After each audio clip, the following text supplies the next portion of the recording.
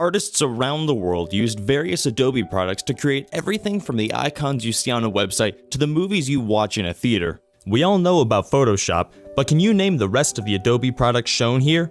To make it more confusing, in each category, Adobe has several products which may seem like they do the same thing, thus raising questions like these. Adobe makes so many software that it can be quite overwhelming for even a professional to understand what each one is used for.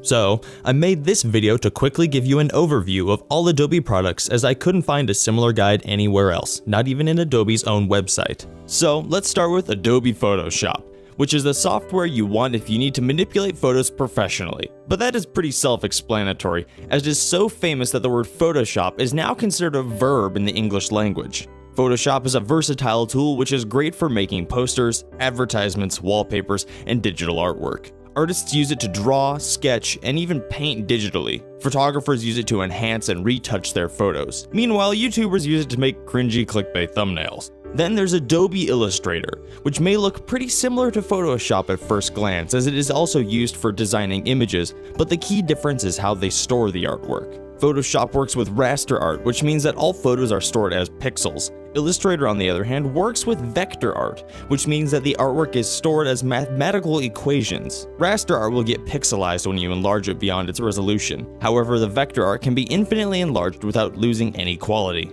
The disadvantage of vector art is that it cannot be used for anything detailed like photographs. Hence, we have two separate tools for each purpose. Illustrator is great for making icons, logos, posters, and graphics, which can be used in other projects. Next is Adobe InDesign, which is a publishing software that excels at projects which require multi-page layouts like magazines, newspapers, presentations, and books. It is good for arranging large amount of text and photos into nice layouts, which can then be directly handed off for printing. Making a magazine is a tough job, which requires collaboration of several professionals from various fields including editors, writers, photographers, and designers. So, to help them collaborate, there is Adobe InCopy, which is a text editor that allows writers to write the text content while designers are simultaneously working on the graphics of the same document in InDesign. This significantly improves the efficiency as several people can work on the same project at the same time, thus making it possible for magazines to maintain their rapid schedules. Next is Adobe Lightroom, which is a photo editing software similar to Photoshop. However, it is specifically designed for making minor edits like color balance, brightness, or contrast of large collections of photos. It doesn't have pixel level control found in Photoshop, but that also makes it far easier to learn. Professional photographers use it in their workflow as a photo management system for efficiently cataloging, organizing, and post-processing thousands of photos. Then there's Adobe Bridge, which is an easy-to-use visual media manager that allows you to organize, browse, and view your media files. But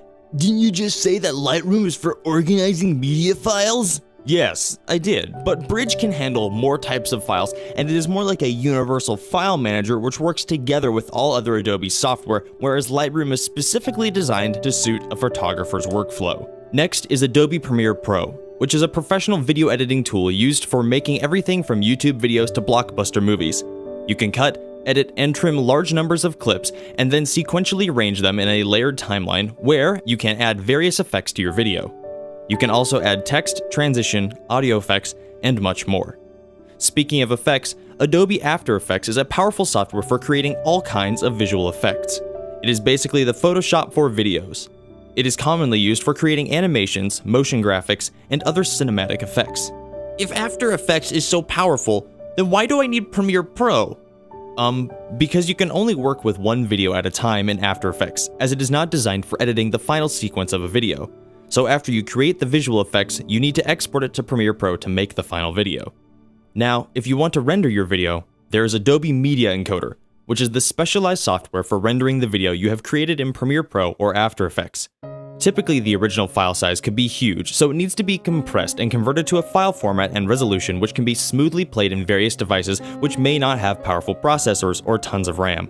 Next is Adobe Prelude, which is a video editing tool dedicated for rough cutting and organizing a large amount of videos. A movie might have several hours of footage shot with different cameras, so Prelude is used to chop off unnecessary parts, sync various shots, and tag the content before it is sent to the main editing team.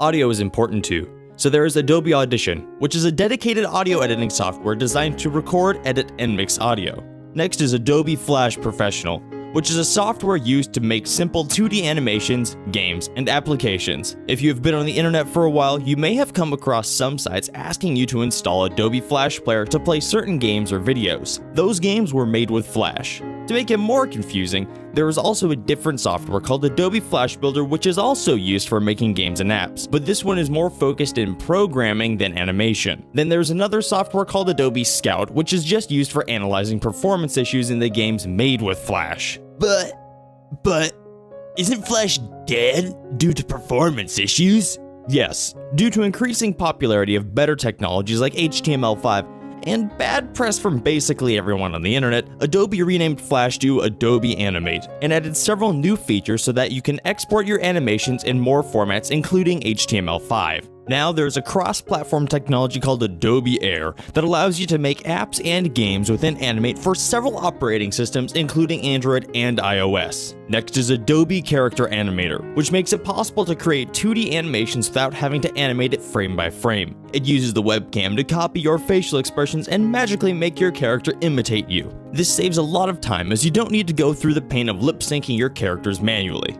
Then there's Adobe Dimension, which makes it easy for graphic designers to add 3D models in a 2D image to create photorealistic composites of both elements. This is useful in making product models for advertisements, prototyping, and package design. The professional software typically used for 3D modeling are extremely complex and have a steep learning curve.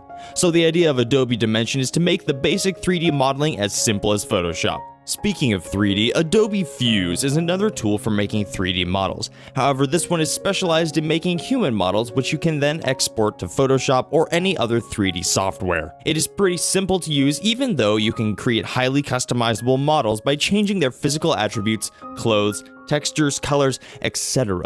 Then there's Adobe XD, which is a user experience and user interface prototyping tool for designing apps. It allows you to quickly make the mock-up of your app so that everyone can see and discuss it before developers start doing the hard work of coding it. If you want to develop this user interface into a website, there is Adobe Dreamweaver, which is a web designing software which lets you visually make websites without having to touch the code. But it also features a powerful code editor which supports numerous programming languages, thus letting you customize the design however you like. If you have ever used PDF files, you might know Adobe Acrobat Reader, which is the standard piece of software for viewing, printing, and signing all kinds of PDF documents. But if you want to make PDF files, you need Adobe Acrobat Pro, which is used to create, edit, and manage PDF documents. Adobe sells all the things I mentioned till now in a bundle called Adobe Creative Cloud, which is a subscription that costs around $80 a month. And then there is Adobe Stock, where you can buy stock photos, videos, and 3D models. But if you want good fonts, you can buy from Adobe Typekit. And if you are done making your creative work, then you can post it to Adobe Behance, which is an online social media platform where creators around the world share their works for self-promotion. And if you want to promote your work in your own website,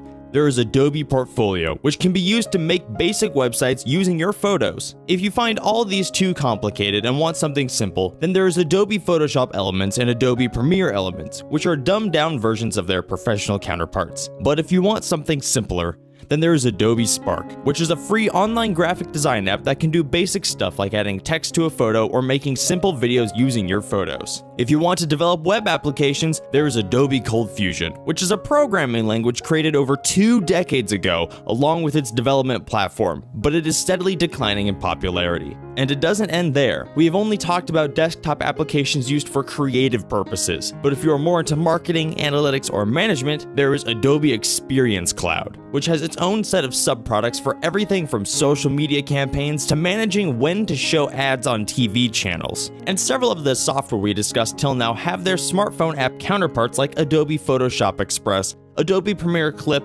Adobe Illustrator Draw, or Adobe Lightroom for mobile. And we're not even talking about the software Adobe makes for businesses like Adobe RoboHelp, which is used to create and manage large knowledge bases like the ones you find in the help page of some websites, or Adobe Presenter used to make interactive slideshows, or Adobe Captivate, which is used for creating e-learning courses, or Adobe FrameMaker, which is used for writing large technical documents. There are also countless Adobe software which have been recently discontinued, like Adobe SpeedGrade, which is a video color correction software, or Adobe Story Plus, which is a screenwriting tool for movie scripts, or Adobe Muse, which is a website builder, or Adobe Fireworks, which is a graphic design tool for web designers.